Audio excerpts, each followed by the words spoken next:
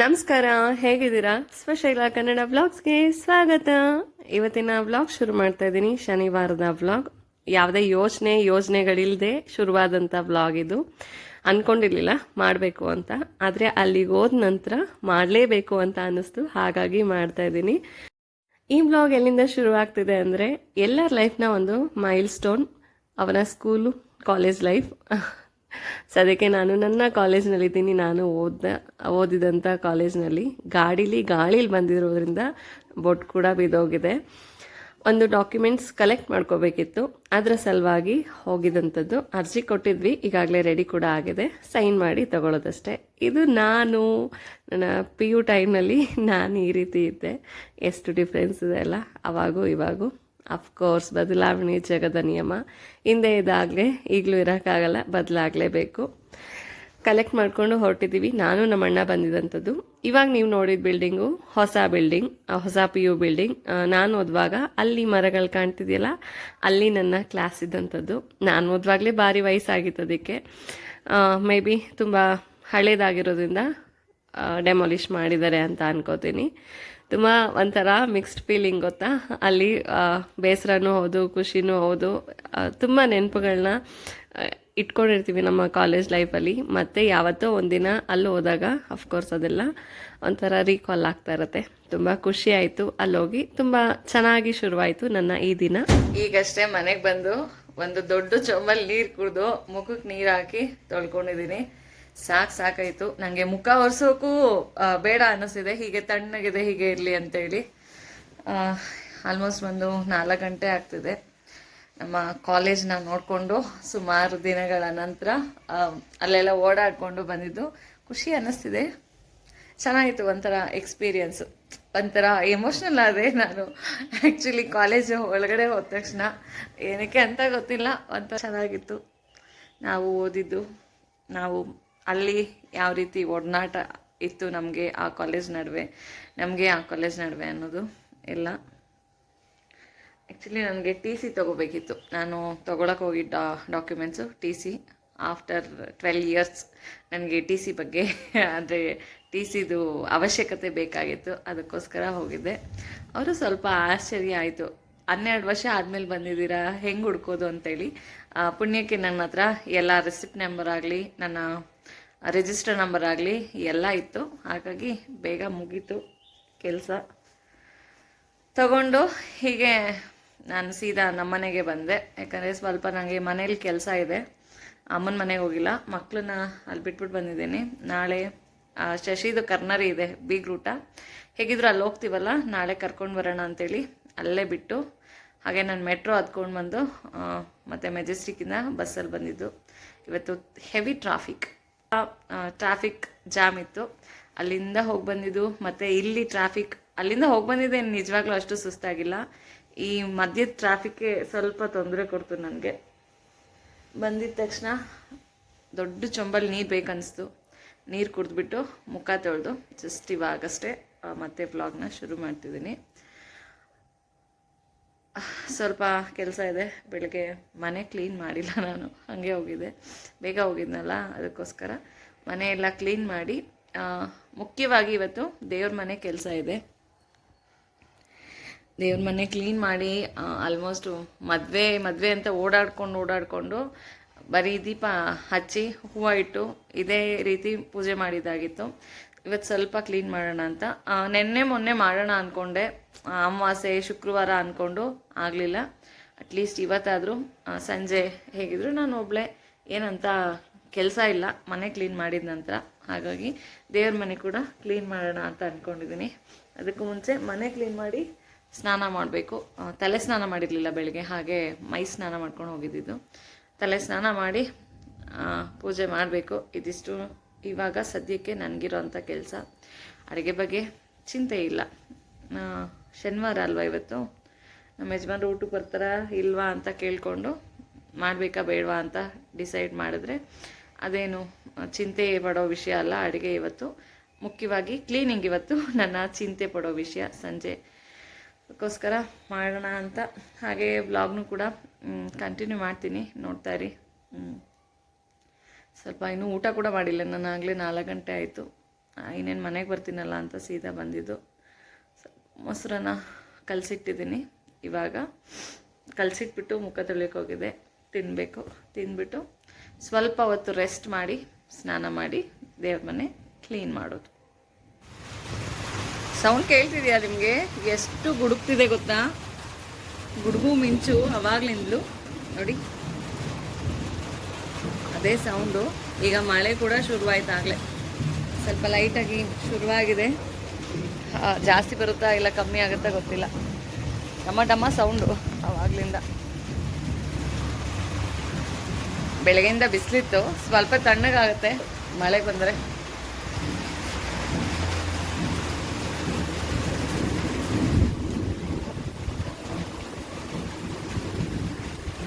ಈ ಗುಡುಗಿನ ಸೌಂಡ್ ಜೊತೆ ಎಲ್ಲೋ ತಮಟೆ ಸೌಂಡ್ ಕೂಡ ಕೇಳ್ತಾ ಇದೆ.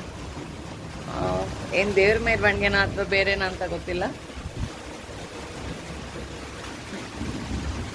ಎಷ್ಟು ಕಲರ್ಫುಲ್ಲಾಗಿ ಕಾಣ್ತಿದೆ ಅಲ್ಲ ನಮ್ಮ ಗಾರ್ಡನ್. ಎಷ್ಟೊಂದು ಹೂ ಇದೆ, ಕಿತ್ಕೊಂಡೇ ಇಲ್ಲ. ಇವಾಗ ಕಿತ್ಕೊಳ್ಳೋಣ ಅನ್ಕೊಂಡೆ, ಆಗಲೇ ಮಳೆ ಬರ್ತಾ ಇದೆ. ಸ್ನಾನ ಮಾಡ್ಕೊಂಡು ಬಂದು ಮಳೆ ನಿಂತಿರುತ್ತೆ ಅಷ್ಟರಲ್ಲಿ, ಆಮೇಲೆ ಕಿತ್ಕೋತೀನಿ ಪೂಜೆ ಮಾಡೋದಕ್ಕೆ.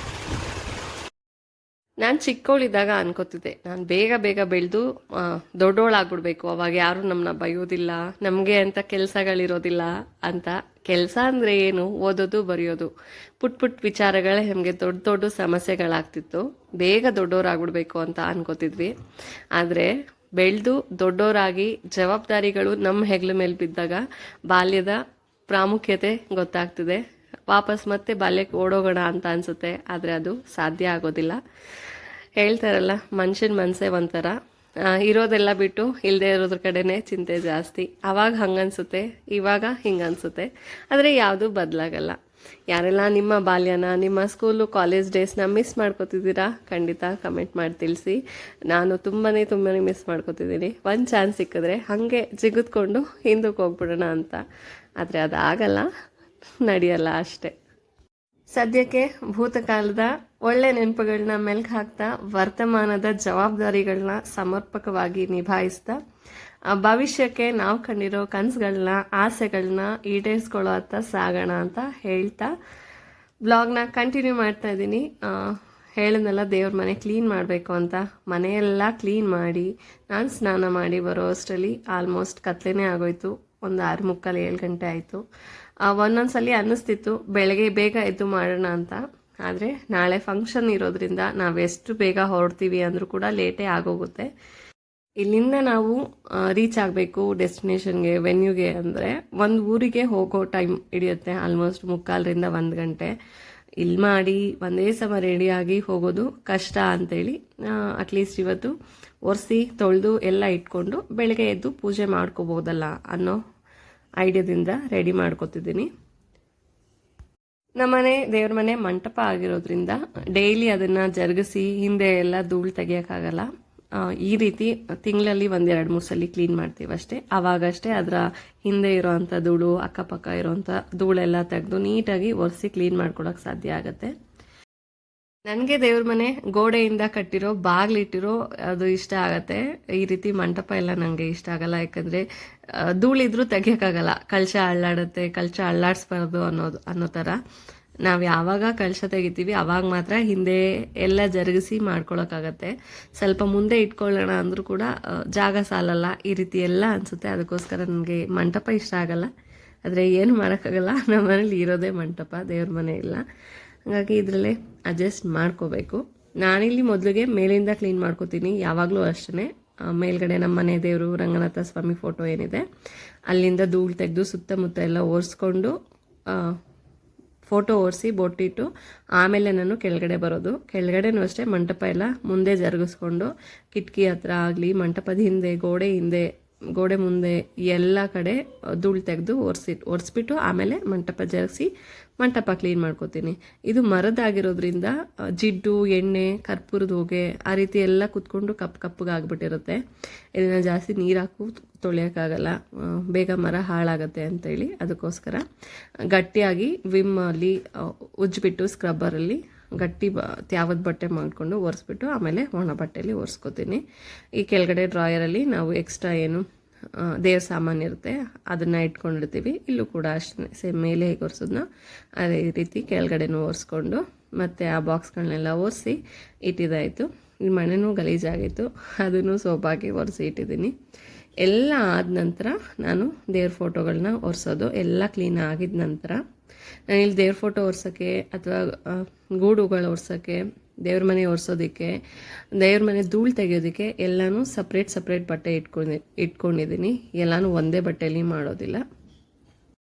ನಾನು ಪೂಜೆ ಆಗಲಿ ಅಥವಾ ಪೂಜಾ ವಿಧಾನ ಆಗಲಿ ಯಾವತ್ತೂ ತುಂಬಾ ಸಿಂಪಲ್ ಆಗಿರುತ್ತೆ, ತುಂಬ ಕಾಂಪ್ಲಿಕೇಟೆಡ್ ಎಲ್ಲ ಇರೋದಿಲ್ಲ.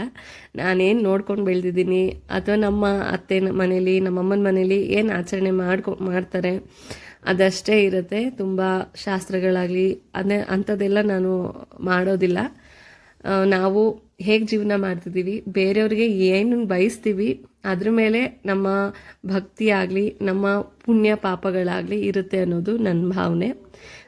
ಶಾಸ್ತ್ರಗಳೆಲ್ಲ ಮಾಡಿ ಹಲ್ವಾರು ವ್ರತಗಳನ್ನ ಮಾಡಿ ಬೇರೆಯವ್ರಿಗೆ ನಾವು ಕೆಟ್ಟದ್ದು ಬಯಸಿದ್ರೆ ಅದರಲ್ಲಿ ನಾವು ಮಾಡಿರೋ ಪೂಜಾ ಫಲಗಳೇ ಇರೋದಿಲ್ಲ. ಅದ್ರ ಬದಲು ಬೇರೆಯವ್ರಿಗೆ ಒಳ್ಳೇದೇ ಬಯಸೋಣ. ಅಟ್ಲೀಸ್ಟ್ ಒಳ್ಳೇದು ಬಯಸೋಕ್ಕಾಗಲಿಲ್ಲ ಅಂದರೂ ಕೆಟ್ಟದಂತೂ ಬಯಸೋದು ಬೇಡ. ಇದಿಷ್ಟು ನನ್ನ ಯೋಚನೆ ಅಷ್ಟೇ. ಹಾಗಂತ ವ್ರತಗಳನ್ನ ಪೂಜೆಗಳನ್ನ ಗಂಟೆಗಟ್ಟಲೆ ಮಾಡೋದು ತಪ್ಪು ಅಂತ ನಾನು ಹೇಳ್ತಾ ಇಲ್ಲ. ಇದು ನನ್ನ ಅನಿಸಿಕೆ ಅಷ್ಟೇ. ವ್ರತ ಪೂಜೆ ಮಾಡದೇ ಇದ್ರೂ ಕೂಡ ಅವರಲ್ಲೂ ಭಕ್ತಿ ಇರುತ್ತೆ.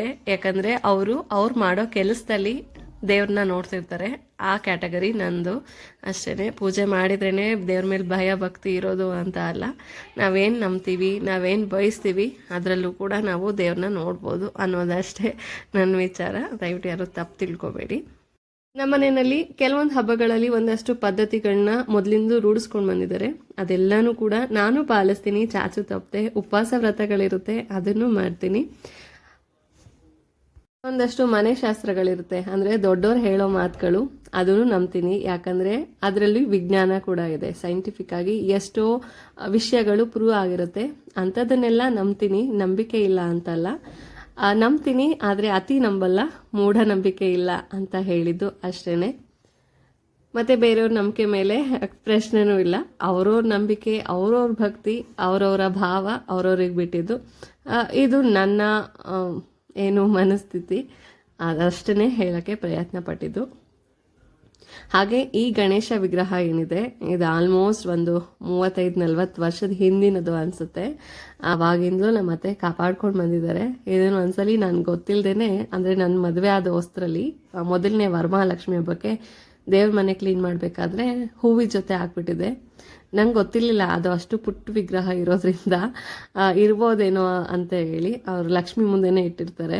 ನಂಗೆ ಗೊತ್ತಿಲ್ಲದೆ ಹಾಕ್ಬಿಟ್ಟಿದ್ದೆ. ಆಮೇಲೆ ಮತ್ತೆ ಅದನ್ನು ಹೇಳಿದರು, ತೆಗೆದಿಟ್ಟಿದ್ಯಾ ಅಂತ. ನಾನು ಆಮೇಲೆ ಮತ್ತೆ ಹೂವು ಏನು ಕಸಕ್ಕೆ ಹಾಕಿದೆ ಅದರಲ್ಲೆಲ್ಲ ಹುಡುಕಿ ತೆಗೆದಿಟ್ಟಿದ್ದಿತ್ತು. ಆ ವಿಗ್ರಹ ತೊಳಿಬೇಕಿದ್ರೆ ತುಂಬ ಜೋಪಾನಾಗಿ ಮೊದಲೇ ಇಟ್ಬಿಟ್ಟಿರ್ತೀನಿ ಆವಾಗಿಂದಲೂ. ಅದೊಂದು ಒಳ್ಳೆ ಮೆಮೊರಿ ಅದನ್ನು ನೋಡಿದಾಗೆಲ್ಲ. ಮತ್ತು ನಮ್ಮನೆ ದೇವ್ರ ಮನೆ ಕೆಲಸ ಏನು ತುಂಬ ಕಷ್ಟ ಏನಲ್ಲ.